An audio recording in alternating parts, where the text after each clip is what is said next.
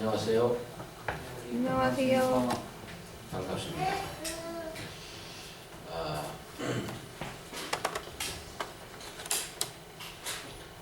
8월의 마지막 선데이인 거 아시죠? 하루 남았습니다. 8월이. 아유, 참. 엊그저께 그 새해를 시작한 것 같은데 참 세월이 빠릅니다. 9월이면 가을이라고 그러죠. 그래서 아침에는 좀 선선한 것 같습니다. 오신 여러분들 다시 한번 환영드리고요. 저희가 계속 사도행전 말씀을 보고 있는데 주보에 나와 있는 말씀을 잘 펴시고 함께 볼 수 있길 바랍니다. 오늘은 바울의 선교 여행 중에 에베소라는 동네에서 터키 이쪽 국권의 에베소라는 곳에서 활동을 보겠습니다. 지난번 2차 선교 여행 막바지에 에베소를 잠깐 들렸었는데 그때 말씀을 한번 보고 가겠습니다.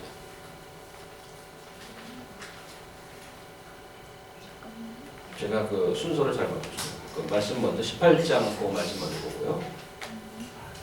첫 번째 말씀 한번 펴주세요.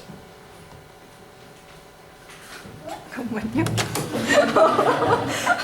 우리 신찬양 자매님은 우리 교회에서 가장 테크놀로지컬리 디벨롭드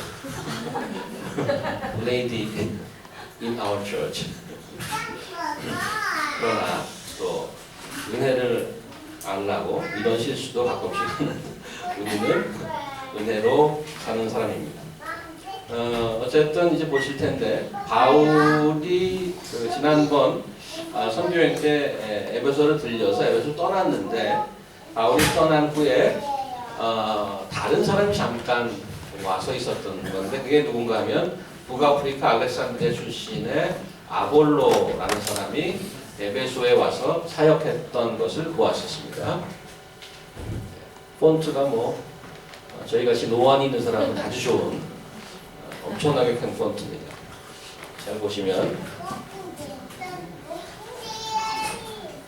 이게 그 2차 선교여행 마지막 부분인데요. 에베소에 와서 저희를 거기에 머물러 두고 여기 저희라는 것은 브리스길라와 아굴라를 얘기합니다. 자기는 회당에 들어가서 유대인과 변론하니 여러 사람이 더 오래 있기를 청하되 허락지 아니하고 작별하여 가로되 만일 하나님의 뜻이면 너희에게 돌아오리라 하고 배를 타고 에베소를 떠났다 이랬습니다. 에베소를 떠나서 예루살렘으로 들어가죠. 그 떠난 사이에 아볼로가 와서 사역을 하고 그 다음에 그 떠난 사이에 이제 아볼로가 거기서 다시 아가야 즉 고린도로 떠나지 않습니까? 고린도로 떠나고 나서 오늘 1절을 보면 바울이 다시 등장하게 되겠습니다. 다시 지도로 가보십시오.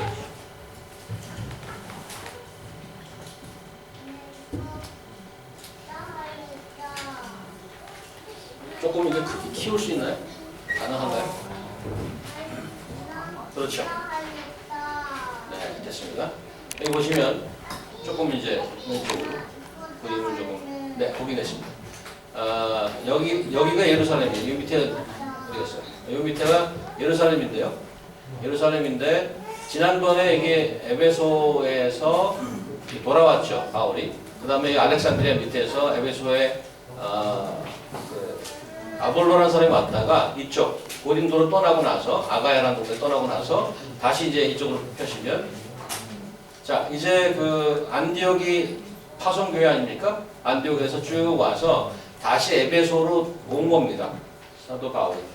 지금 여기 도착한 요 화살표를 얘기하는데 여기서 벌어진 일을 오늘 본문에 나와 있는데 그걸 같이 보는 겁니다.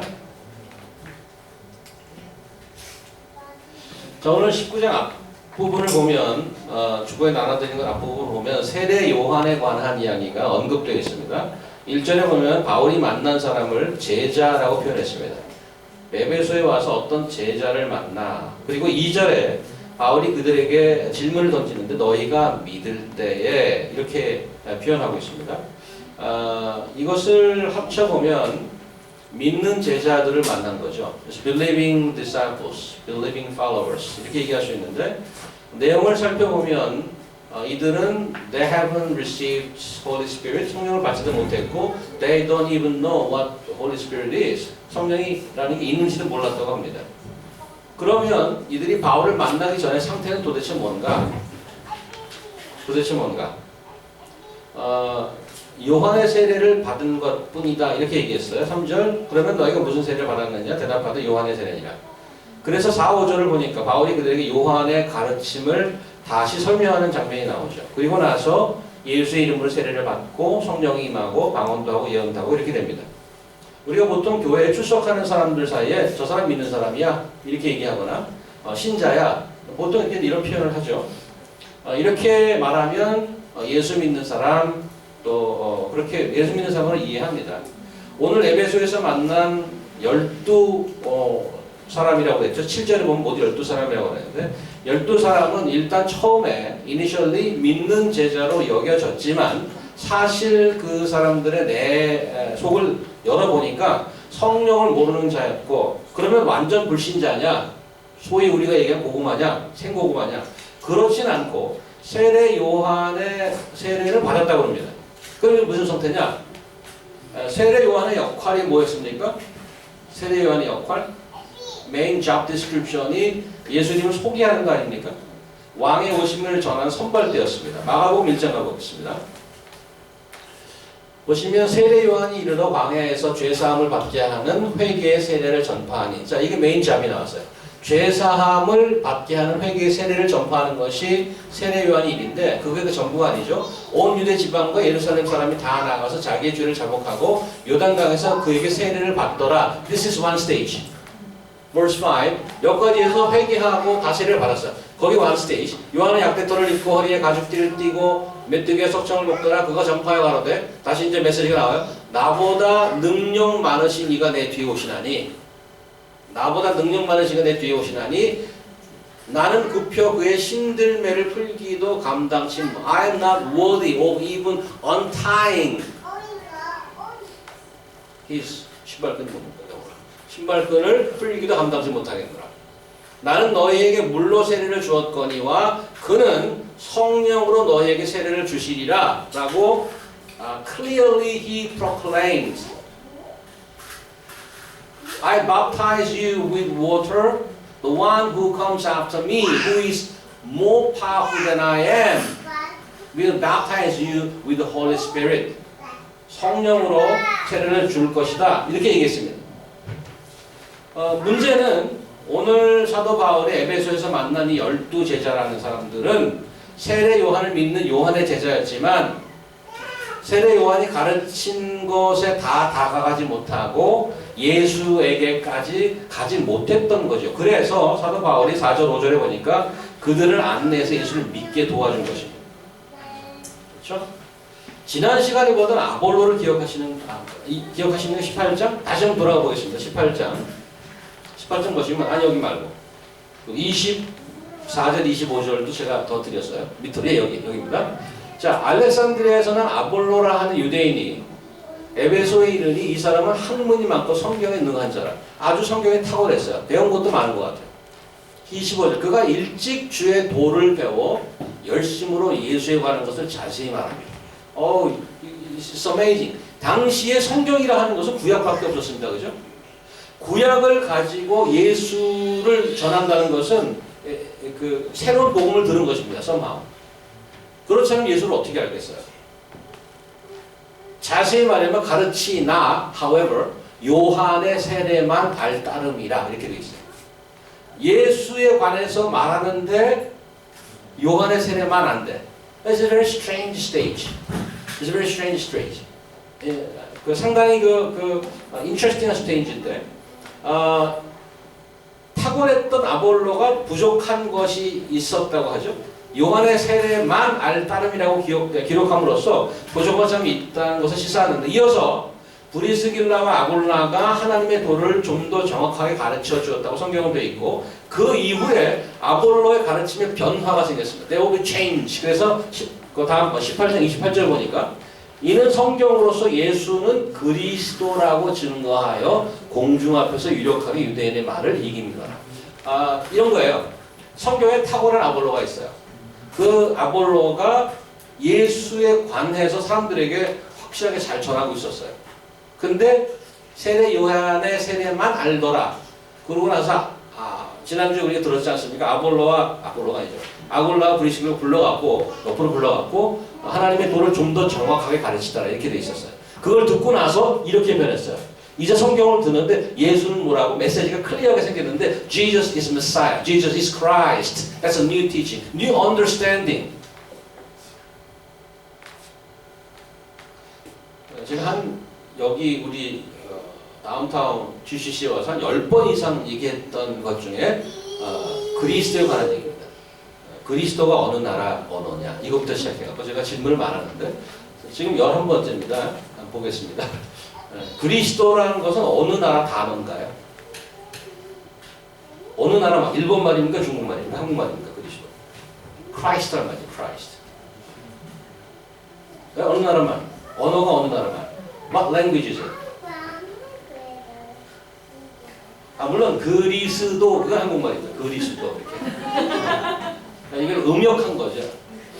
근데 크리스토스 이렇게 얘기해요. 크리스토스. 그 어느 나라 말이냐고요? 네? 어디? 그리스. 그릭 말. 그 당시 오피셜 랭귀지인 그릭입니다. 그릭. 랭귀지 그릭이에요. 크리스토스. 크라이스트. 근데 그 크리스토스라는 그릭의 히브리 번역이 있어요. 히브리 번역. Which is what? 크라이스트는 히브리 말로 번역하면 뭐예요? 네? 메시아예요. 그러니까 크리스트를 히브리 사전에 보면 메시아 이렇게 써있단 말이죠. 이렇게. 그 메시아를 영어 사전으로 찾아보면 영어는 뭐라고 나있습니까? 영어 직역. Christ, Greek, Messiah, Hebrew 그거를 잉글리시로 직역하면 뭐가 되죠? 뭐예요? 목사님 할 만해요. 잊어먹었는데 자꾸 해도 돼. 큰 거. 자꾸 해도 되고 또 해도 되고. 영어로 하면 anybody? Direct translation. 응? Savior. Savior는 implication이 있습니다. meaning이 있어요. Savior. Thank you. 교진 형제. 이게 try 하셔야 돼요. 이렇게. try 하셔야 돼요. 우리 try 안 하잖아요. Thank you very much.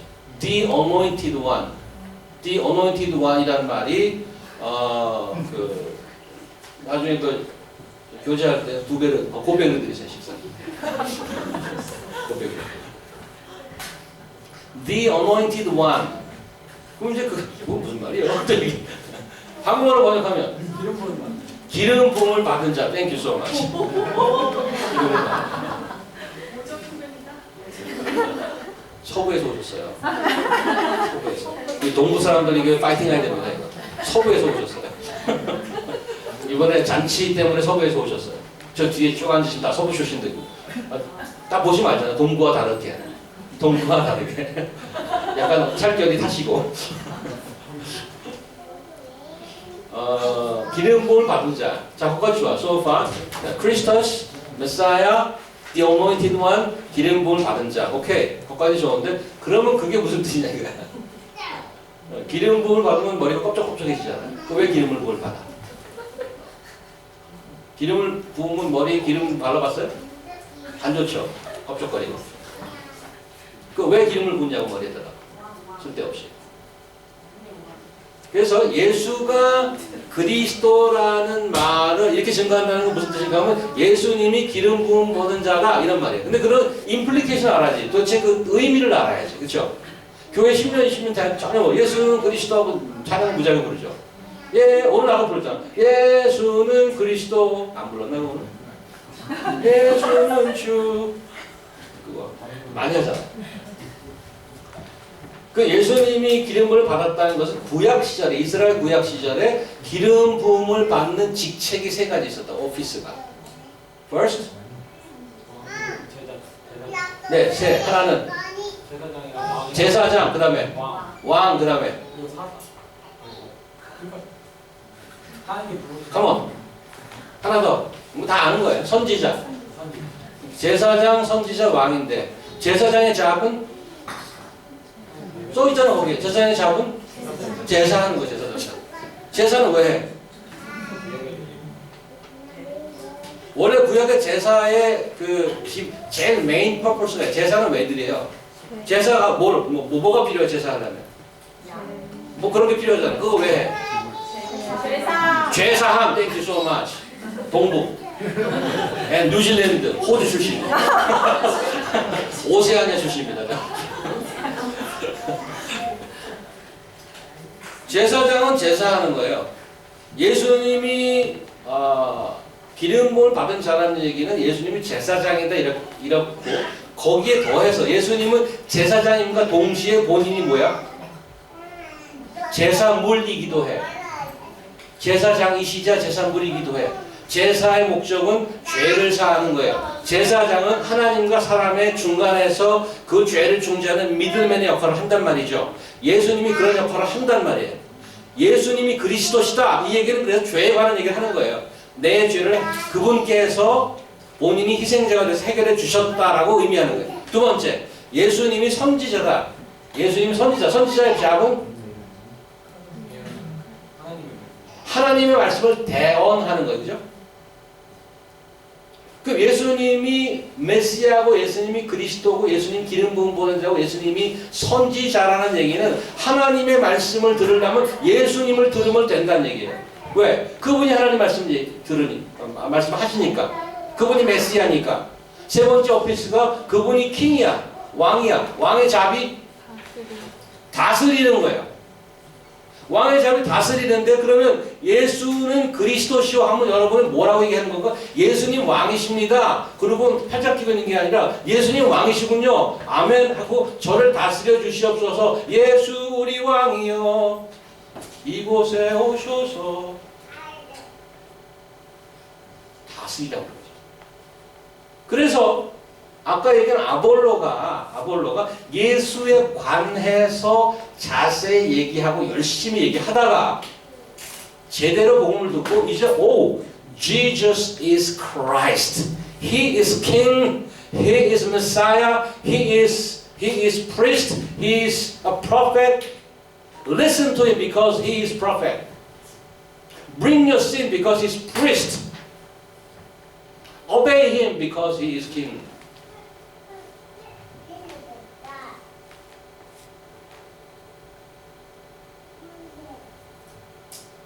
아볼로는 요한의 세례도 알고 예수에 관해서도 열심히 전했습니다. 그가 부족했던 것 하나.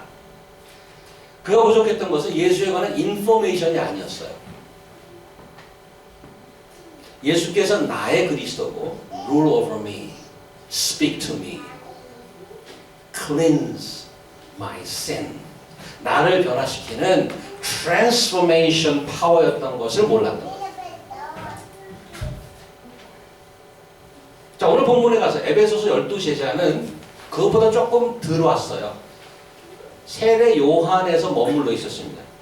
아볼로는 정보에서 머물러 있었습니다. 에베소 12사람은 세례 요한에서 머물러 있었습니다. 사도행전 말씀 우리에게 보여주려는 것은 이 두 가지 사건을 연달아 기록함으로써 우리가 가야 할 최종 목적지가 무엇인가를 계속해서 얘기하고 있는 것입니다. 우리의 최종 목적지는 예수 그리스도 그 자신임을 계속해서 사도행전을 통해서 말씀해 주시는 겁니다. 100보 부족하든 1보가 부족하든 부족한 건 부족한 것입니다. 완전치 못한 것입니다. 결국 우리가 도착하고 뿌리를 내려야 할 곳은 예수 그리스도인 것을 기억하고 나는 거 밑에 예수의 뿌리 내리고 있는가를 늘 확인하셔야 될 것입니다. 자, 아볼로나 오늘 에베소 제자들에게 공동으로 발견되는 것이 세례 요한에 관한 언급이었어요. 그래서 한 가지 정리하고 가야 될 포인트가 있는데 사도행전 19장까지 오면서 복음이 퍼져가는 모습을 추적해 봤지 않습니까? 사도행전 2장 좀 몇 가지 포인트를 좀 보겠습니다. 사도행전 시작 부분 2장에 오순절 때 예루살렘에 모여있던 120명의 제자들에게 뭐가 임했어요? 성령이 임했단 말이죠. 6월절 예루살렘에 모였던 각국 유대인들이 베드로 설교를 듣고 3,000명이나 회개했습니다. 보십시오. 그런즉 이스라엘 온 집이 정령할지라. 그때 성령을 받고 방언하고 그러니까 사람들이 술 취했어? 낮술이야? 왜 대신 몇 시인데 이거 좀 밀고 있어? 막 소리 지르니까. 그런데 그런 게 아니야 하고 일어나서 말씀을 전하는 것이 이 말씀입니다. 자, 이스라엘 온 집이 정령한 채니. 왜 이스라엘 온 집이라고 얘기했냐면 그 6월절에 온 사람 대부분 유대인이었어요. 외국에서 왔지만 유대인이었단 말이죠. 러시안 주, 폴리시 주 그런 사람들 있잖아요. 다 해외에서 온 주들이 6월절 행사를 하기 위해서 모였어요. 그래서 이런 텀으로 얘기하는 겁니다. 너희가 십자가를 못 박은 이 예수를 하나님이 주와 그리스도가 되게 하셨느니라 하니라. 저희가 이 말을 듣고 마음에 찔려 베드로와 다른 사도들의 이름으로 가로되 형제들아 우리가 어찌할까 하거늘 베드로가 가로되 너희가 회개하여 각각 예수 그리스도의 이름으로 세례를 받고 죄사함을 얻으라. 그리하면 성령을 선물로 받으리니 이 약속은 너희와 너희 자녀와 모든 먼데 사람 곧 우리 주 하나님이 얼마든지 부르시는 자들에게 하신 것이라 하고 또 여러 말로 확증하여 권하여 가로되 너희가 이 패역한 세대에서 구원을 받으라 하니 그 말을 받은 사람들은 세례를 받음에 이 날에 제자의 수가 3,000이나 더하더라. 이게 사도행전 2장에 처음에 성령이 임하고 3,000명의 유대인들이 회심했습니다. 그 후에 복음은 수백 년간 서로 반목의 세월을 가졌던 동족이었던 약간 북쪽 사마리아로 올라가게 됩니다. 8장 가보세요. 빌립이 사마리아 성에 내려가 그리스도를 백성에게 전파하며 무리가 빌립의 말도 듣고 행하는 표적도 보고 일심으로 그의 말을 하는 것을 쫓더라. 많은 사람에게 붙었던 더러운 귀신들이 크게 소리를 지르며 나가고 또 많은 중풍병자와 안전뱅이가 나가니 그 성에 큰 기쁨이 있더라. 이제 너희에게 성령이 임하시면 너희가 권능을 받고 그 다음에 예루살렘과 온 유대와 사마리아와 땅 끝까지 이르러 내 증인이 되리라 했는데 지금 어디까지? 사마리아 갔어요. 이제 복음은 이방인 내려고 퍼져갔는데 11장 가보겠습니다. 11장 그런즉 하나님 우리 주 예수 그리스도를 믿을 때 주신 것과 같은 선물을 저희에게도 여기 저희는 이방인 얘기합니다. 이 고넬료 사건을 얘기하는 고넬료 저희에게도 주셨으니 그가 내가 누구고 한데 하나님을 능히 맡겠느냐 하더라. 저희가 이 말을 듣고 잠잠하여 하나님께 이게 지금 예루살렘에 가서 보고하는 거예요. 이방인들 가서 밥 먹고 그랬다고 야단치는 거니까 야 지금 이방인에게도 하나님 복음 임했어 거기 성령 임했어 보고하는 장면이에요. 저희가 이 말을 여기서 저희는 예루살렘의 지도자들입니다. 저희가 이 말을 듣고 잠잠하여 하나님께 영광을 노력하는데 그러면 하나님께서 이방인에게도 생명을 얻는 회개를 주셨던 하니라. 때에 스데반의 일로 일어난 환란이나 흩어진 자들이 베니게와 구브로와 안디옥까지 이르러 도를 유대인에게만 전하는데 그 중에 구브로와 구레네 몇 사람이 안디옥에 이르러 헬라인에게도 말하며 헬라인 이방인이죠. 주 예수를 전파하니 주의 손이 그들과 함께 하시며 수다한 사람을 믿고 주께 돌아오더라. 자, 사도행전 2장의 유대인, 8장의 사마리아인, 11장의 이방인, 오늘 18장, 19장에 kind of different group is mentioned.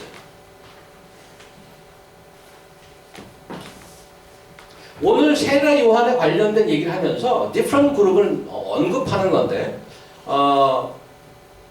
이것은 세례 요한의 제자들 말하는 거예요. 세례 요한의 세례는 알더라. 이 아볼로나 에베소 사람이나 그 두 가지 공통적으로 언급되어 있는데 이 그룹은 마치 어디에도 속해 있지 않는 붕뜬 그룹과 같단 말이죠. 이들이 마지막으로 하나님 나라에 합류함으로써 the circle of God's salvation, starting from Jewish and Samaritan and Gentiles, and even 마치 그 예수를 믿는 그룹 같은데 이게 주변인처럼 경계인처럼 서 있었던 세례 요한을 따르는데 한 발은 예수께 있는 것 같기도 하고 한 발은 이쪽에 있는 것 같기도 하고 그런 자들을 확 잡아서 그리스도께 끄는 그런 장면이란 말이죠.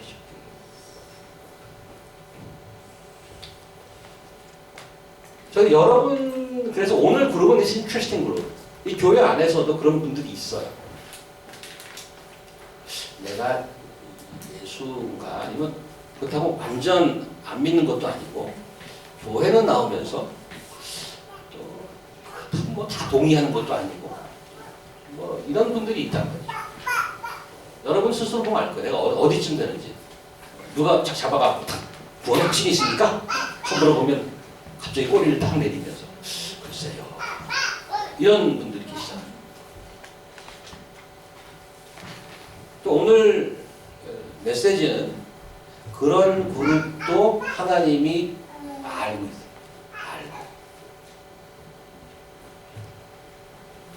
그 여러분의 마음을 계속 건드리시고 그 안으로 들어오게 하시고. 오늘 본문으로 다시 돌아가면 에베소 12사람, 그 7절에 모두 12사람쯤 되니라. 거기에 14절 한번 14절. 유대의 한 제사장 스게와의 7 아들도 이 일을 행하더니. 다른 그룹이 등장하는데 제사장 스게와의 7 아들입니다. 사도 바울이 기적을 행하고 귀신을 쫓고하는 것을 보고 흉내내며 따라하던 유대인들이 있었는데 예수의 이름으로 악귀가 쫓아나가고 그런 걸 보고 자기도 한번 따라해봤어요. 제사장의 그 7 아들이 똑같이 따라했습니다. 그래서 15절에 악귀가 반응을 했어요. 놀랍게도. 그렇게 얘기하니까 악귀가 대답하여 이르되 야 내가 예수도 알고 바울도 아는데 너 누구냐? 하고 16절 악귀 들린 사람이 그들에게 뛰어올라가 눌러 이기니 그들이 상하여 벗은 몸으로 그 집에 도망하는 거죠. 완전 패배죠. 똑같이 예수 이름으로 귀신을 쫓는데 why did it work? 왜 결과는 다를까요? 바울이 쫓아낸 귀신이 왜 스게와와 7 아들에게 달려들까? 쫓겨났으면서 예수의 이름으로 명하노니 더러운 귀신아 물러가라. 똑같이 얘기했을 거 아니에요. 똑같이. 알리바바 도둑 이야기 여러분 아시죠? 지나가다가 이 알리바바가 그 발견하지 않습니까? 동굴이 열리는 거를. 이 도둑 떼가 몰려오는 걸 보고 다 몸을 숨겼는데 오픈 세세미 동굴이 열려. 그러다 다시 숨어있다 보니까 동굴이 열리면서 그 사람 다 나가는 거예요. 그 동굴이 열렸을 때 살짝 벗어 그 안에서 부쩍부쩍한 알리바바 가서 오픈 세상이 열렸잖아요. 그때 저도 굉장히 가슴 두근거리면서 그 장면을 봤던 기억이 있어요. 똑같이 주문을 여니까 동굴문이 쫙 여기는 안 나. 예수의 이름으로 귀신을 쫓는데 이건 안 나가. 똑같이 하는데. 구약에 어떤 사건이 떠오르지 않습니까? 사무엘상 제사장의 2 아들, 엘리 제사장의 2 아들이 전쟁에 나갔다가 팔레스타인에게 패배합니다. 그래서 딱 생각난 게 아이디어가 딱 생겼어. 아우 바보같이 내가 왜 그걸 못했지? 그걸 뭘 들고 나가? 언약궤를 들고 나가. 왜? 언약궤가 하나님의 임재이기 때문에 이 하나님의 임재만 있으면 다 물리칠 수 있다. 그런 믿음이 있었어요. 이겼나요? 나가서?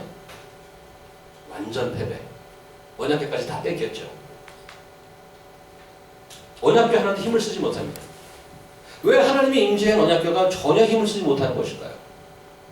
왜 예수의 이름으로 물러나라 하는 그 주문이 전혀 힘을 못 쓸까요?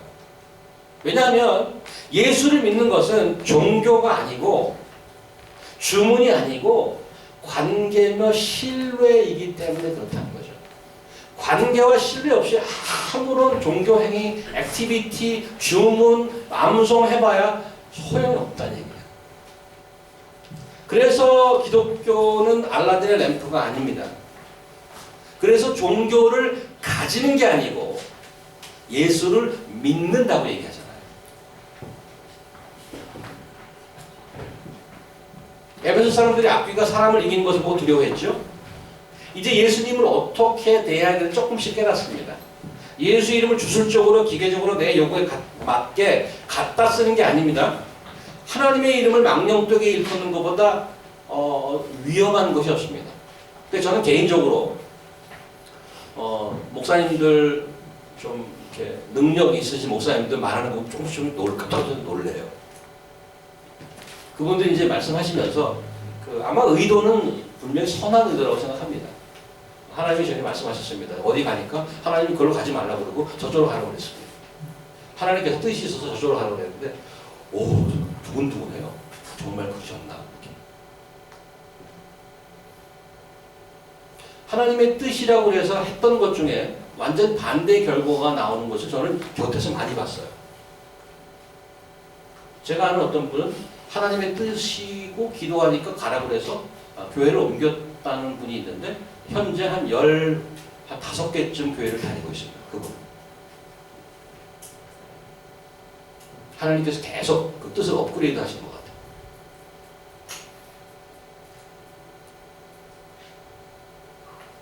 예수의 이름, 하나님의 이름을 쉽사리 입에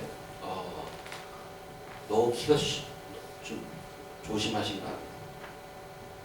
그래서 여기 보면 17절 그 얘기 나오잖아요. 에베소서는 유대인들과 헬라인들이 다 이 일을 알고 두려워하여 예수의 이름을 높이고. 그러니까 예수여 이름이 높이소서 하고 찬양을 불렀다는 얘기가 아니고 예수의 이름을 높였다는 게 도대체 무슨 뜻일까? 예수의 이름을 써갖고 저기 높은 천장에 달았다는 얘기일까? 예수의 이름 높여 아니 플랜카드에 돌려서 올렸다는 얘기일까? 예수의 이름을 높인 그 어떻게 하자는 건가? 그 설명이 18절 19절에 따라 나오는 겁니다. 그래서 예수 이름을 높인다는 것이 또다시 어떤 종교행위나 예수의 이름을 높이소서 무슨 노래하고 찬양하고 뭐 이런 얘기가 아니고 예수 이름을 높이는 건 첫 번째 18절 믿는 사람이 많이 와서 자복하여 행한 일을 알리며 무슨 말이에요? 자기가 예수 그리스도의 말씀대로 따르지 않았던 죄를 고백하는 것이에요. 두 번째 또 마술을 행하던 많은 사람이 그 책을 모아 가지고 와서 모든 사람 앞에서 불사르니 그 책 값을 계산한 즉 5만이나 은 5만이나 되더라. 뭐죠? 행했던 모든 죄악을 버리는 것입니다. 이걸 뭐라고 그래요? 죄를 고백하고 죄를 버리는 거 뭐라고 그래요? 이게 회개잖아요. 회개하는 것이 예수를 정말 높이는 거라고 그렇게 얘기하잖아요. That's how you glorify His name. 노래만 줄창하라는 게 아니고 주문을 외우라는 게 아니고 그래서 이런 말씀을 보면 아무도 볼 수 없지만 여러분 속에 자리를 틀고 앉아있는 죄가 있는가 물으셔야 됩니다.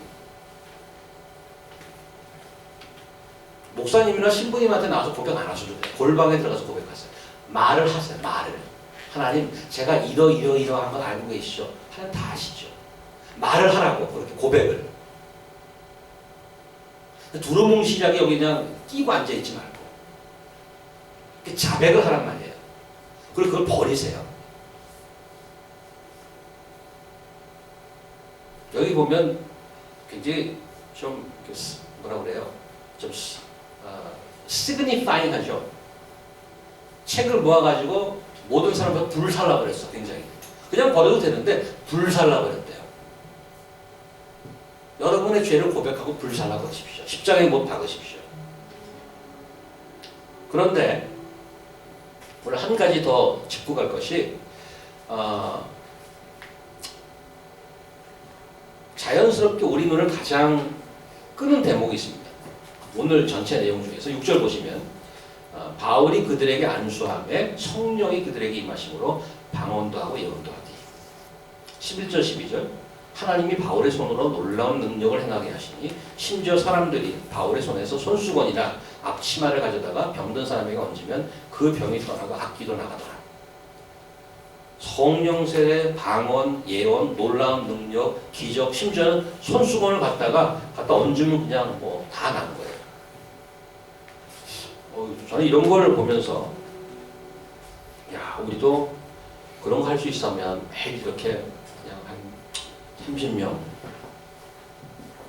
오정 형제가 평생에 한번 결혼해야 이렇게 또 서부에서 좀 오셔서 손님이 좀 많아지고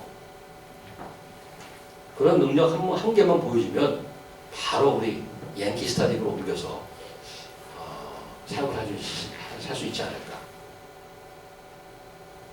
요즘도 뭐 그런 일이 생긴다는 건 사람들이 매우 터진다는데 우리는 왜 그런 소위 말하면 기적이 안 나타나는 것일까? 그런 생각이 들고 여러분은 어떻게 생각하시나요? 뜨겁고 일어나고 막 그래야 돼요. 우리 속에 어떤 잠재되어 있는 의식 중에 생각 중에 성령을 들으면 성령이란 어떠한 파워랑 연결을 하고요. 늘 소울 사이. 그 다음에 어떤 숏컷이라는 인식이 많습니다.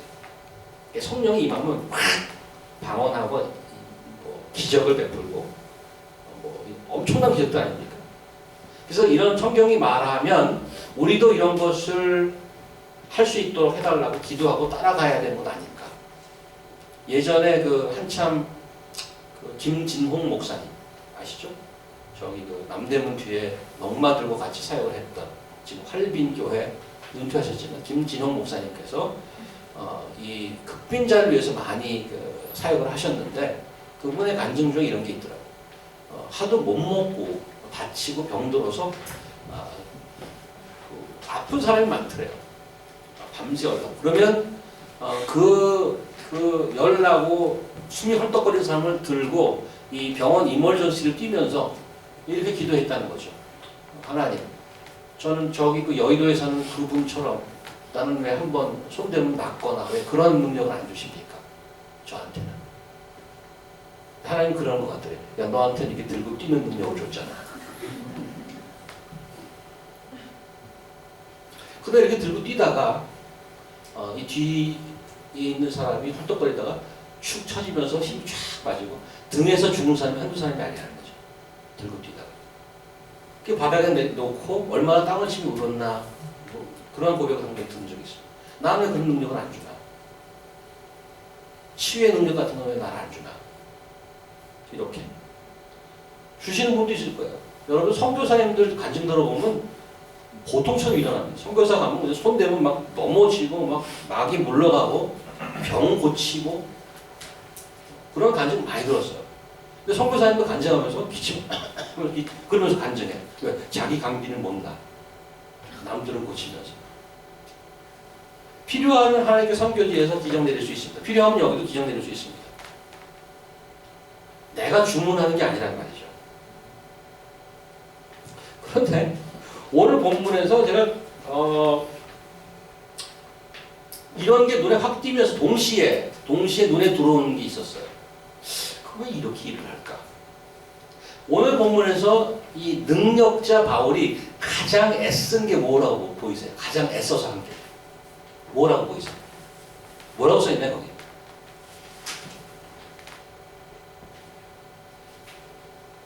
반복되는 말이 있는데 8절 보시면 담대히 하나님 나라에 관하여 강론하며 권면하라고 그랬고 9절 뒤에 보면 날마다 강론하니라 그랬어요.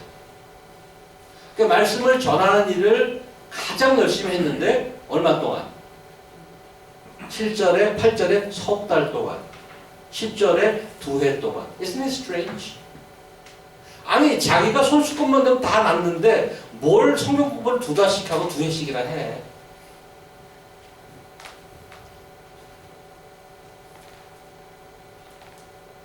왜 일을 쉽게 할 수 있는데 왜 줄창 거기 앉아갖고 밤낮으로 강론하고 난리를 치냐고.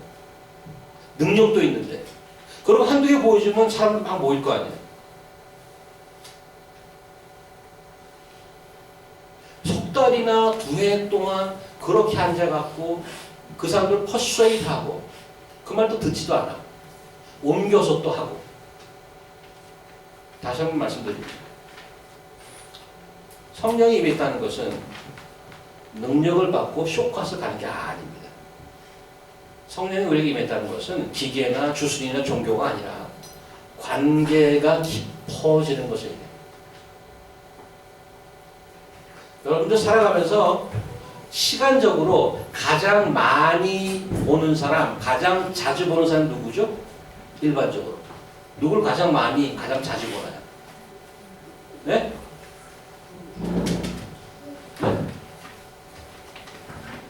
현아자매 누굴 가장 많이 봐요? 네. 아니 이렇게 시간적으로 계산했을 때 가장 자주 가장 오랫동안 보는 사람이 누구예요? 응? 학원? 학교? 가족이요. 그 다음에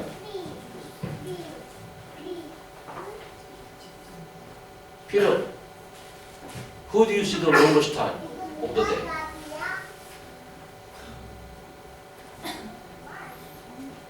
You don't see anybody. 교진영 씨, 누구 제일? coworker. 직장 동료. 아마 잘 계산해 보세요.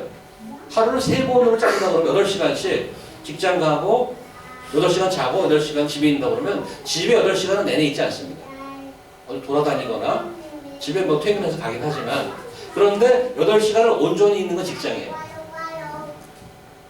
그러니까 제 말은 뭔가 하면 가장 자주 가장 많이 보는 사람이 누군가 하면 직장 동료예요. 학생이라면 학교 클래스메이트 교수님이 그렇단 말이에요. 그런데 second question is who is your closest? 여러분이 가장 친한 사람은 누군가요? 혹시 직장 동료나 학교나 있을 수도 있는데 일반적으로 누가 가장 가까워요? 보통 부모님은 가족이에요. 부모님은 또 1년에 한 번도 못 보는 수도 있어. 해외에 있으면. 근데도 내가 누가 제일 가까워? 그럼 엄마 이렇게 얘기해요.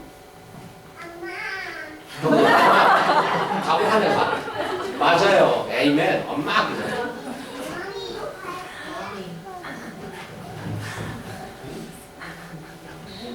다시 제가 무슨 얘기 하고 싶은가 하면 오래 보고 자주 봤다 그래서 신뢰가 있는 게 아니라고. 내가 마음에 있는 거를 직장 동료에게 좀채로 얘기하지 않습니다. 나는 따로 내가 가장 베스트 프렌드를 찾아서 얘기하죠. 우리 신앙도 그럴 수 있습니다. 빠지지 않고 교회 나오고 소형 공부도 나오고 다 참석하고 그렇지만 전혀 관계가 없을 수 있습니다. 보는 게 아니고 만나는 게 아닐 수 있다는 얘기죠. Until you sit down face to face and share your life. 오늘 하고 싶은 얘기 그거예요. 어떤 능력 가지고 어떤 행사를 가지고 뭔가 해내고 그럴 수 있어요. 근데 그렇다고 해서 하나님과 관계가 있는 거 아니라고. Not necessarily. 데살로니가 전서 1장 잘 들어보십시오. 하나님의 사랑하심을 받은 형제들아 너희를 택하심을 아노라. 이는 우리 복음이 여기 잘 들으세요. 말로만 너에게 이른 것이 아니고 기계적으로 예수를 믿으면 구원 받습니다. 뭐죠? 예수 천당 불신지호 으로 말로만 너에게 이른 것이 아니라 오직 능력과 성령과 큰 확신으로 된 것이니 우리가 너희 가운데서 너희를 위해 어떠한 사람이 된 것은 너희가 아는 바와 같으니라. I am not only messenger, I am life with you. I belong to your community. 하나 더 보십시오. 데살로니가 2장 18절 잘 보세요. 오직 우리가 너희 가운데서 유순한 자 되어 유모가 자기 자녀를 기름과 같이 하였으니 우리가 이같이 너희를 사모하여 하나님의 복음으로만 아니라 말로만 아니라 우리 목숨까지 너희에게 주기를 즐겨하면 너희가 우리의 사랑하는 자 되민이라. 왜 8시간씩 매일 동료들을 쳐다보는데도 관계가 안 생겨? 왜냐하면 목숨까지 주려고 하진 않죠. 월급만 받는 땡이니까. Life sharing. 태초에 말씀이 있었으니 The Word was with God. The Word was God. But the Word became flesh and made dwelling amongst us. 우리와 같이 살도록 텐트 치고 같이 살았다는 얘기예요.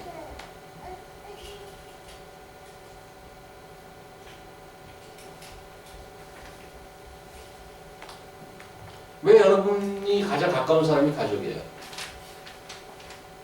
치열하게 살기 때문에. 사랑하죠. 안 싸웁니까?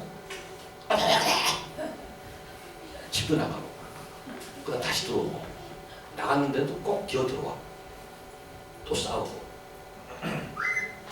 치열하게 싸우고 사랑하고 미워하고 좋아하고.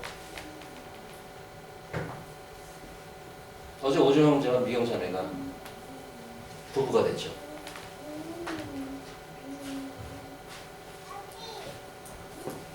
저 두 분을 보면 It's very interesting. 본 지가 3년 넘었어요. 클릭이 안 온 거지. 같은 조도 있어 심지어. 조장, 부조장 이렇게.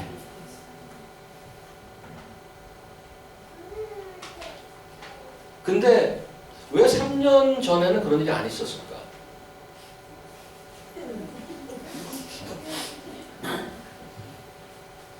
신뢰가 쌓이기까지 거쳐왔던 시간들이 있습니다. 평생을 함께 하기로 결심하기까지 그런 시간들이 필요했던 거죠. 우리는 이런 사람이 있습니다. 야, 언제 밥 한 번 먹자. 우리 하는 거죠. 언제 밥 한 번 먹자. 그래서 그 사람이 내가 어려움을 토로하는 상대가 아닐 경우가 굉장히 많습니다. 그저 언제 밥 한 번 먹을 수 있으면 먹는 상대지. 밥 한 번 절대 안 먹지. 시간과 장소를 정하지 않는 한. 10년 가도 야 밥 한 번 먹자? 네. 언제 밥 한 번 먹자 수준이 아니라 치열하게 서로를 생각하고 치열하게 붙어보고 이야기하고 나오고 싸우고 이런 시간을 거쳐서야 아, 이 사람과 평생 같이 갈 수 있겠구나. 어느 순간 결심이 선 거죠. 저는 여러분이 도전하고 싶은 것이 왜 신앙생활 하면서 하나님과 그런 씨름을 안 하죠? 왜 그런 씨름을 안 하냐고요? 그 씨름이 뭐예요? 오늘 3개월 동안 하나님의 나라에 대해서 강론하고 2회 동안 같이 얘기했다. 그 치열한 싸움을 하는 거예요. Who am I? I'm like this. What do you think? 왜 능력 확 보여주고 그럼 야 예수 믿어 그래 멤버십 하자. 헌금 내고. 이거 간단하잖아. 왜 3개월씩 주저앉아갖고 이거 뒤져가면서 왜 그렇게 하냐고. 그게 치열하게 씨름을 하는 거죠. 하나님 그거 원하세요. 야, 내가 너 성령 줄 테니까 믿고 말아, 자식아.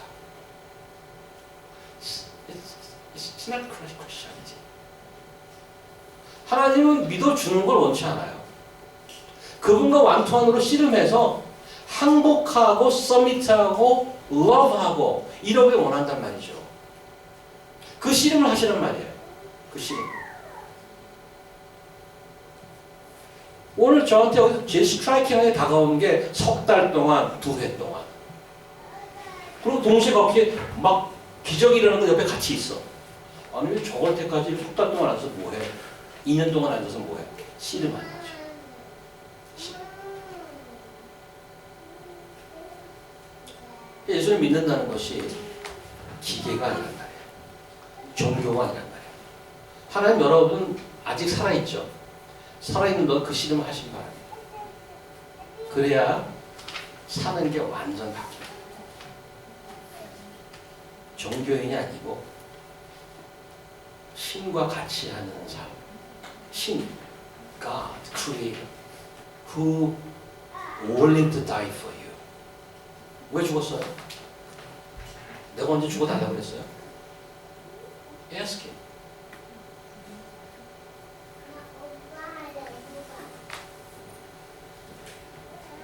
저는 여러분과 제가 하나님 부르시는 그날까지 그 치열한 싸움을 하면서 정말 하나님을 알고 내 삶이 무엇인지 깨달은 자리 되기 바랍니다. 기도하겠습니다.